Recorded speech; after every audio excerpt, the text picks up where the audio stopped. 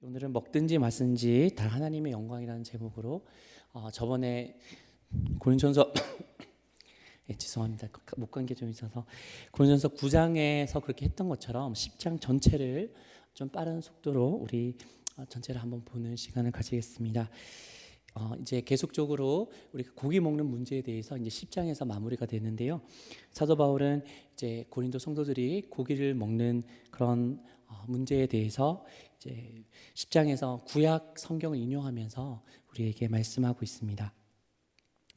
우리가 오늘 이 구약에 대한 그 바울의 관점을 봄으로 말미암아 우리가 구약 성경을 읽을 때 어떤 관점으로 해석으로 구약 성경을 읽으면 좋을지도 한번 간략하게 살펴보기 원합니다. 우리 4절 말씀을 한번 보면요. 4절 말씀을 다 같이 한번 읽겠습니다. 시작.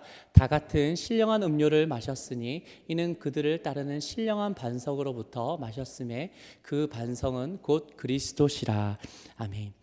예수님께서 이제 출애굽을 한 이스라엘 백성들을 광야에서 인도하셨다. 그리고 예수님께서 인도하실 뿐만 아니라 이제 반석 대신 예수님으로부터 그들이 물을 먹고 또한 신령한 신령한 양식을 먹었다라고 이제 말씀하고 있습니다. 예수님께서는 그 출애굽하실 때 육신적으로는 그들에게 보이시지 않으셨지만 그들을 인도하신 하나님이셨습니다. 그리고 사도 바울이 오늘 말씀해 볼 때 우리 2절부터 우리 4절 말씀을 제가 한번 다시 보면요. 이제 그들이 구름과 바다에서 세례를 받고 그들이 낮에는 구름 기둥이고 밤에는 불 기둥으로 하나님께서 인도해 주셨는데 그 모습이 이제 세례를 받는 모습이다라고 말하고 그들이 신령한 음식인 만나를 먹고 또 반석으로부터 모세가 쳐서 이제 물이 나왔는데 그 반석이 바로 예수님이시다라고 말씀하고 있으십니다. 그러므로 바울은 우리가 구약을 볼 때 항상 예수님을 통과하여서 구약을 바라보고 해석하기를 이제 우리에게 요청합니다. 우리가 구약을 볼 때 잘 해석이 안 되는 부분도 있고 또 이해가 되는 부분도 있지만 가장 좋은 해석은 바울이 그렇게 했던 것처럼 예수님을 통하여서 우리가 예수님께서 하신 말씀과 또 예수님께서 하신 행적을 통하여서 구약을 해석하는 것이 가장 좋습니다. 그리고 우리 5절부터 한번 말씀을 보면요. 5절부터 말씀을 보면 이제 구약 성도들이 이렇게 하나님의 선택받은 이스라엘 백성이고 광야 가운데 하나님의 그런 불기둥 구름 기둥으로 세례를 받고 또 신령한 음료와 음식을 먹었음에도 불구하고 그들이 심판당한 그런 사건들을 네 가지를 말하고 있습니다. 이제 5절부터 쭉 나와 있는데 7절과 8절에는 하루에 2만 3천 명이 우상 숭배로 죽었고 또 9절 말씀에는 주를 시험하여서 뱀에게 물려서 불뱀에게 물려서 멸망당하고 또 10절 말씀에 보면 이제 원망함으로 말미암아 멸망당했다라고 이제 말하고 있습니다.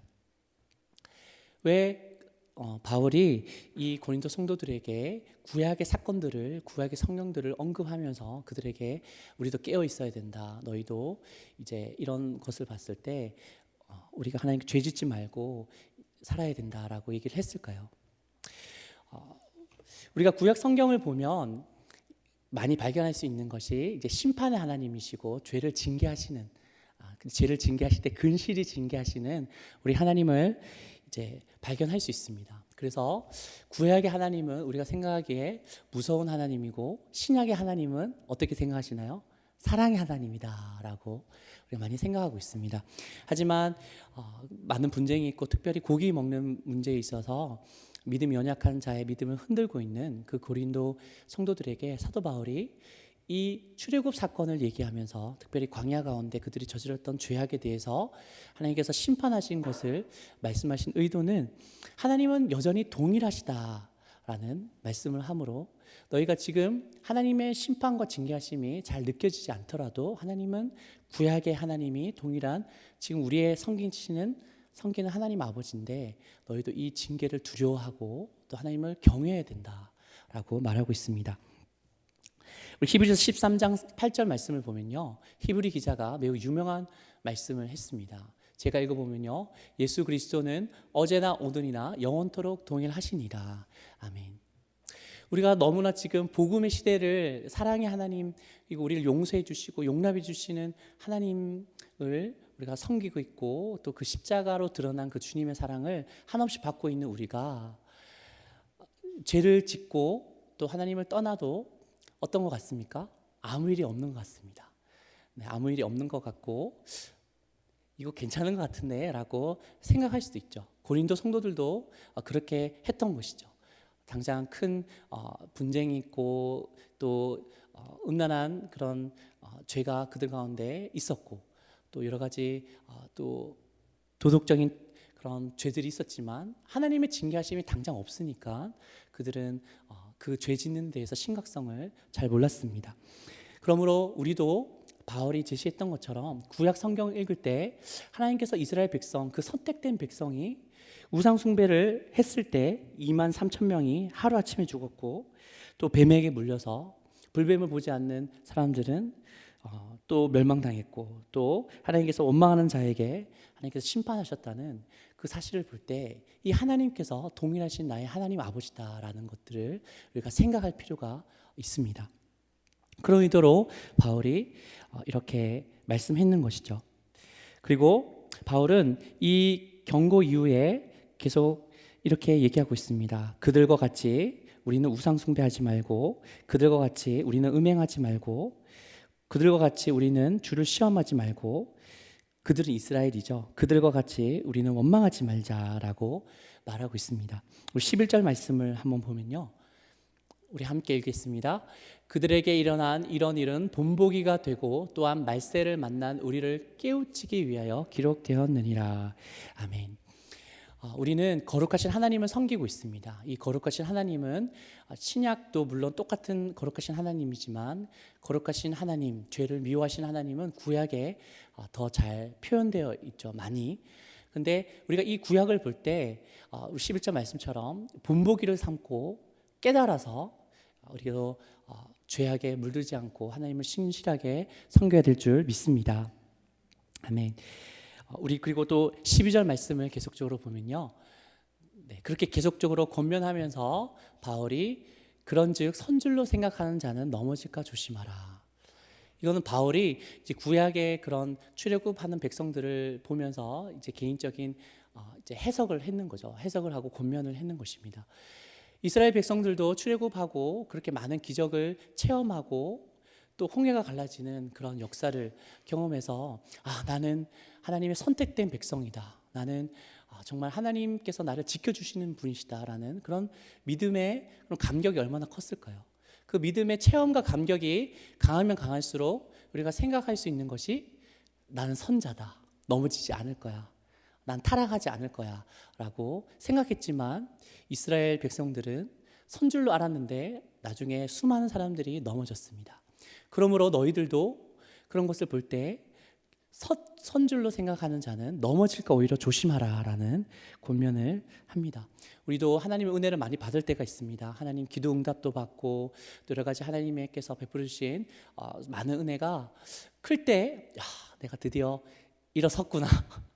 내가 드디어 성공했구나. 나는 쓰러지지 않을 거야 라고 생각할 때 그때가 가장 마귀가 틈타기 쉽고 넘어지기 쉬운 때임을 우리가 믿고 있어야 될 줄 믿습니다.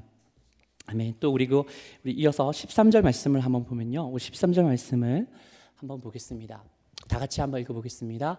사람이 감당할 시험 밖에는 너희가 당한 것이 없나니 오직 하나님은 미쁘사 너희가 감당하지 못할 시험 당함을 허락하지 아니하시고 시험 당할 즈음에 또한 필할 길을 내사 능히 너희로 감당하게 하시느니라. 아멘.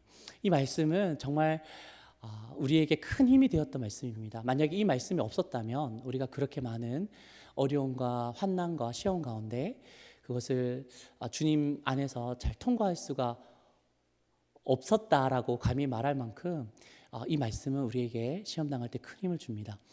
사람이 감당할 시험 밖에는 너희가 당한 것이 없나니 오직 하나님은 미쁘사 너희가 감당하지 못할 시험 당함을 허락하지 아니하시고 시험 당할 즈음에 또한 피할 길을 내사 너희로 능히 감당하게 하시느니라.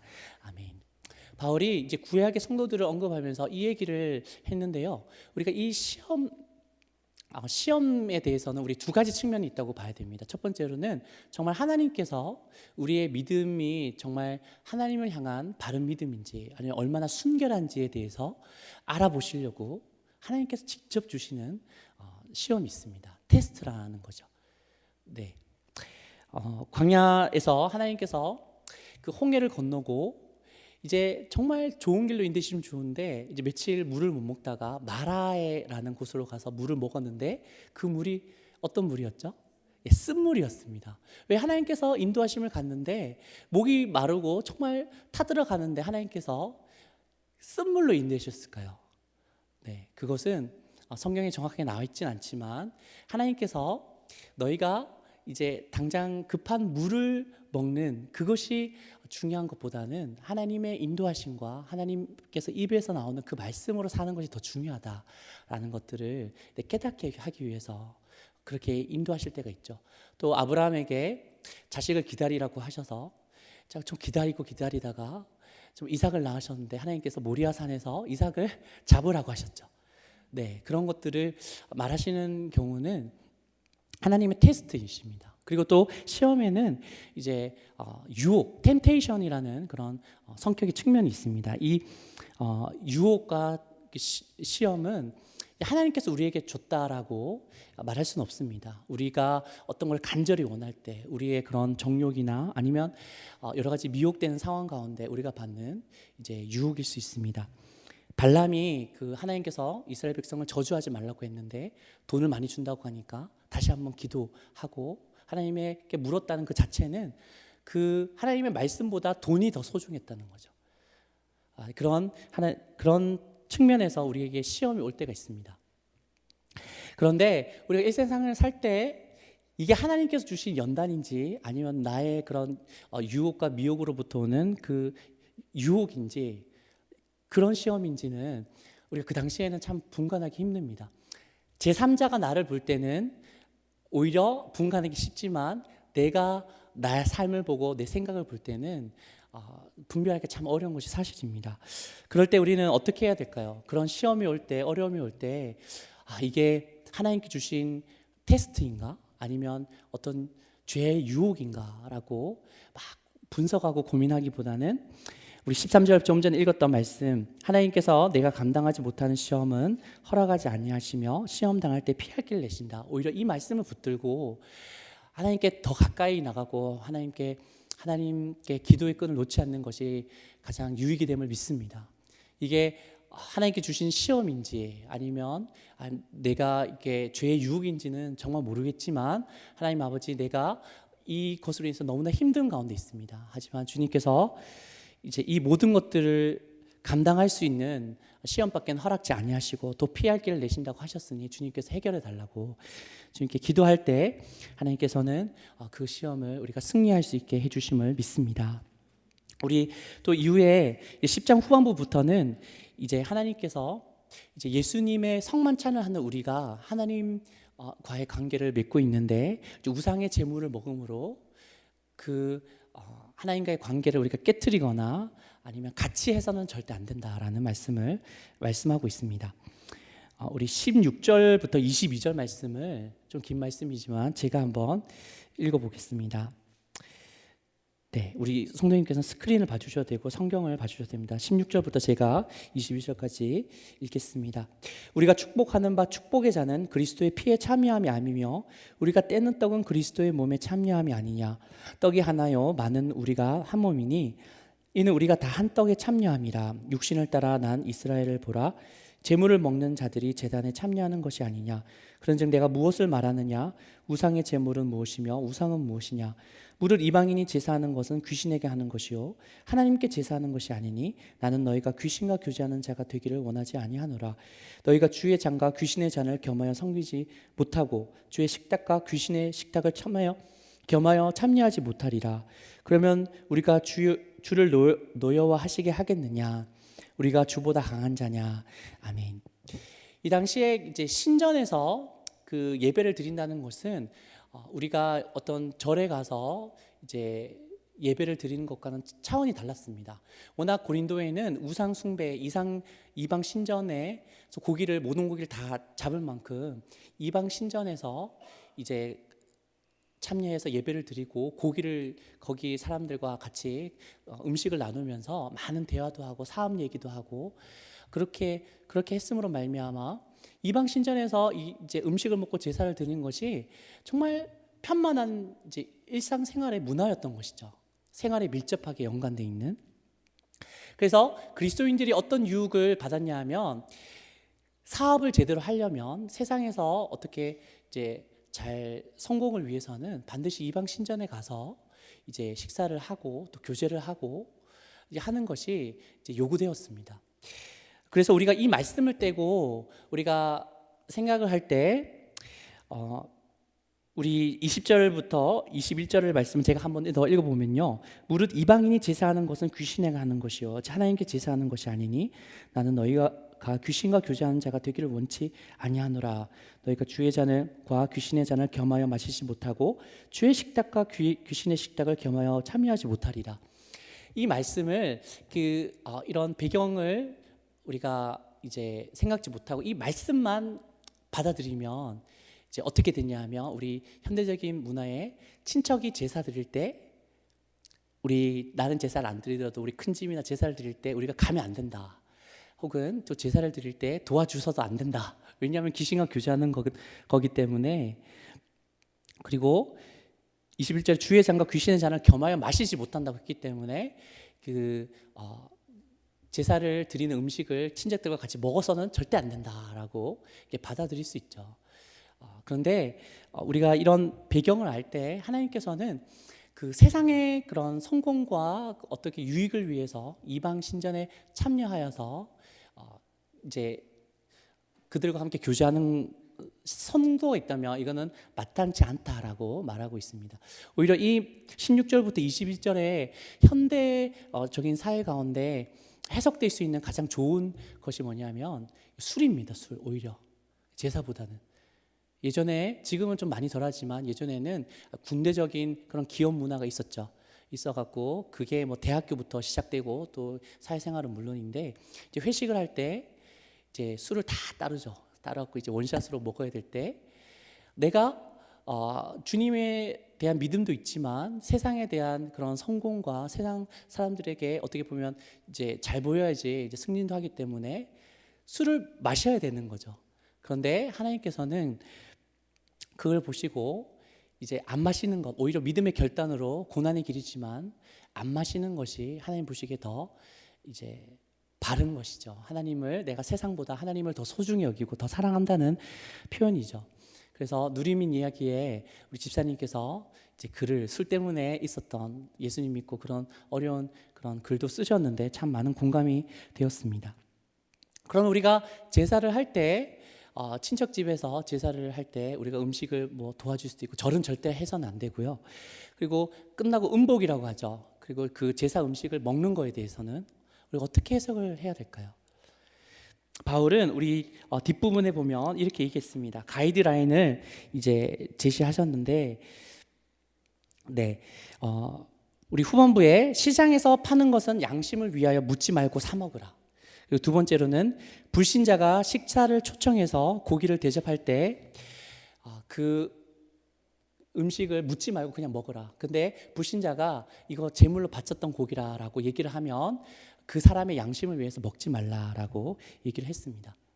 그 당시에 대부분 그 고기를 잡는 것이 이방 신전에서 고기를 잡았기 때문에 시장에 파는 건 거의 대부분 한번 제사를 드렸던 고기였죠. 근데 그 고기가 무슨 귀신이 붙어서 그런 것이 아니라 사도 바울은 이제 우리의 양심을 위해서 시장에 파는 것은 그냥 돈 주고 사 먹어라라고 얘기를 했습니다.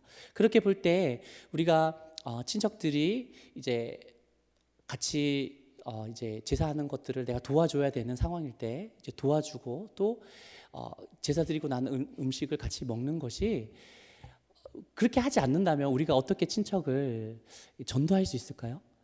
우리가 친척에게 이제 제사 음식이 준비하는 것이 상당히 많은데 우리가 친척들에게 나는 예수 믿으니까 다 해라고, 튀김도 다 하고 다 하라고, 나는 제사 마치면 가겠다라고 얘기하는 것이 물론 이제 다 믿음의 친척이 되어서 이제 구원받는 것이 목적이지만, 그렇지 않는다면 내가 친척에게 가서 솔선수범을 하고 또 같이 교제를 하고 이렇게 관계의 끈을 놓지 않는 것이 오히려 전도할 때 더 귀한 통로가 될 줄로 생각됩니다.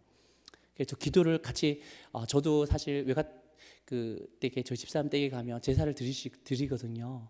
드리는데 저도 목회자지만 제사 드리고 같이 밥을 먹습니다. 먹고 우리 형님들 이제 안부도 묻고 또 어떻게 지내시냐고, 힘드시면 기도하겠다고도 말씀드리고 그렇게 하고 있습니다.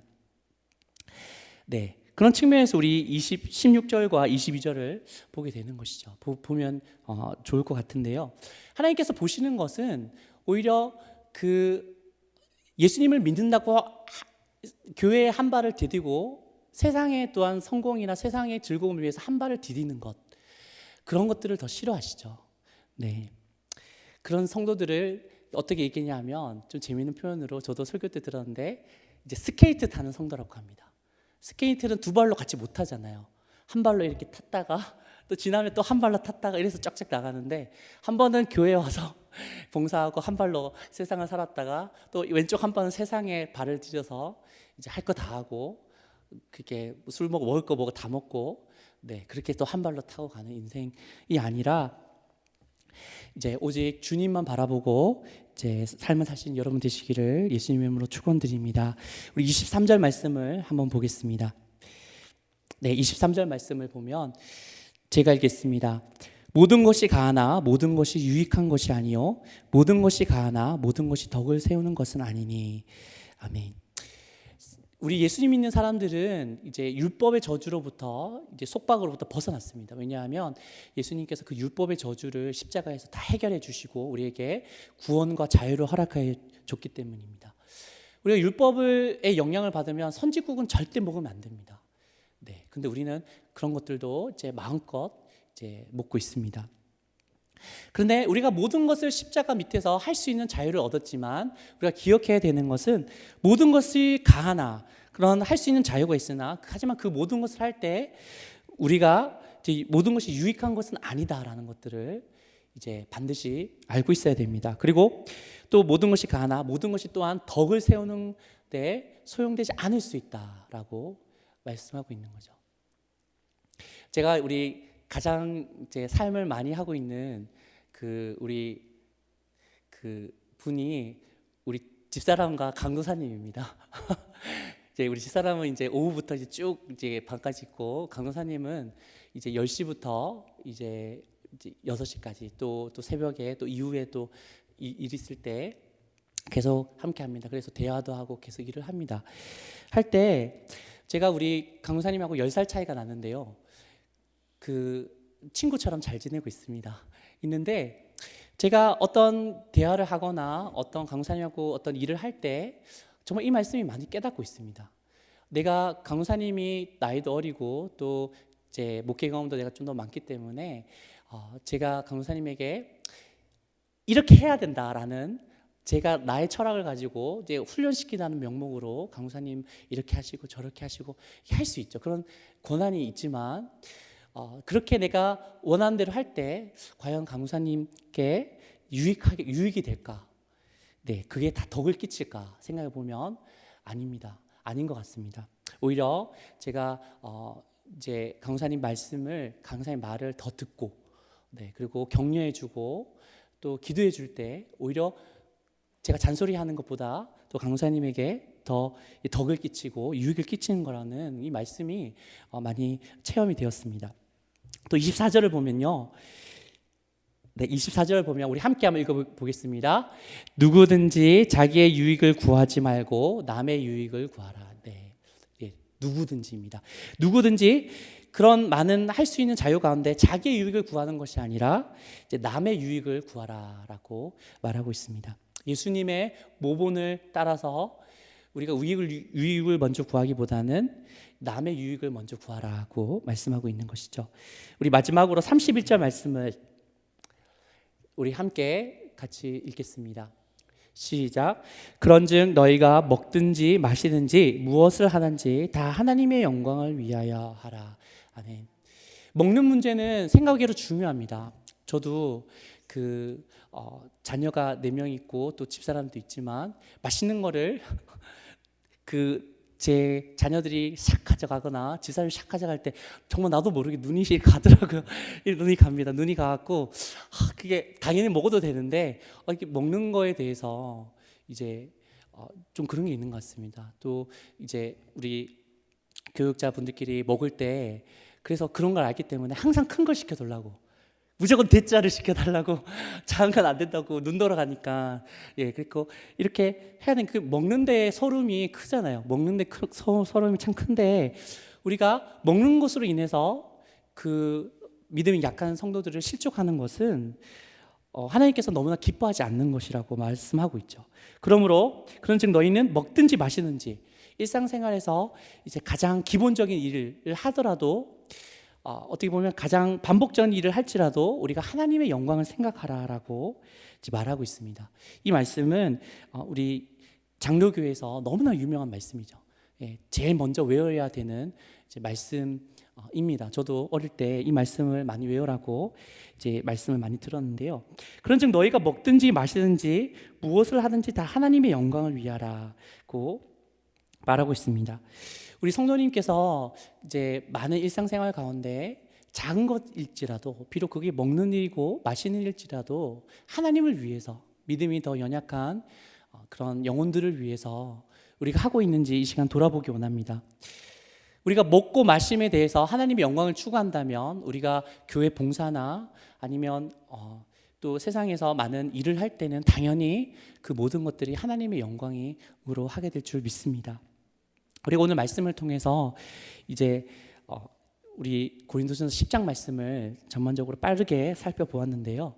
하나님께서는 우리 구약 말씀을 통해서 우리에게 은혜 주시기 원하시고, 또 우리가 어려운 가운데서 시험 당했을 때도 우리가 하나님 은혜로 승리하기 원하십니다. 우리 또한 마지막으로 먹든지 마시든지 하나님의 영광을 위하여 사는 삶으로 말미암아 우리를 통해서 많은 자가 실족하는 것이 아니라 힘을 얻고 도전을 얻는 삶이 되시기를 주님의 이름으로 다시 한번 간절히 축원드립니다.